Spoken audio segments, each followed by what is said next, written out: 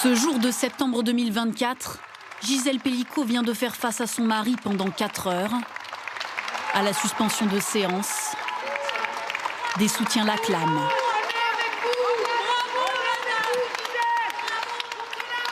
La honte a changé de camp.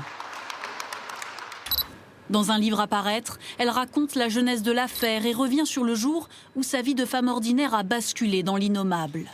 De novembre 2020, elle a rendez-vous avec un policier au commissariat de Carpentras. Il a sorti une photo, me l'a tendue. Une femme en porte-jartel est couchée sur le côté, un homme noir est allongé derrière elle. C'est vous sur cette photo? Non, ce n'est pas moi. C'est votre chambre, c'est bien vos lampes de chevet?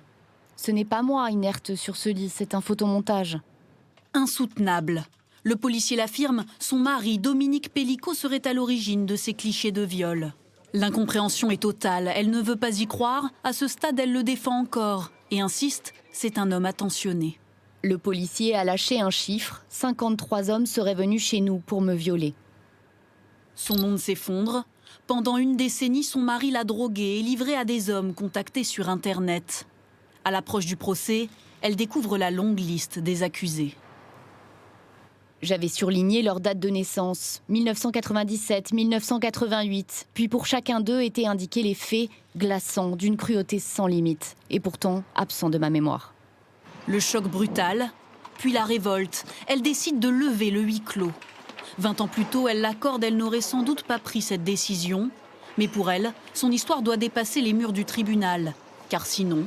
Pas un journaliste ne serait là pour écrire leur nom en face de leurs crimes. Pas un inconnu ne viendrait les dévisager en se demandant à quoi on reconnaît un violeur parmi ses voisins et ses collègues. Elle relate aussi les longues semaines de procès portées par des milliers de soutiens anonymes. Gisèle Pelicot, du statut de victime à celui de figure de la lutte contre les violences faites aux femmes.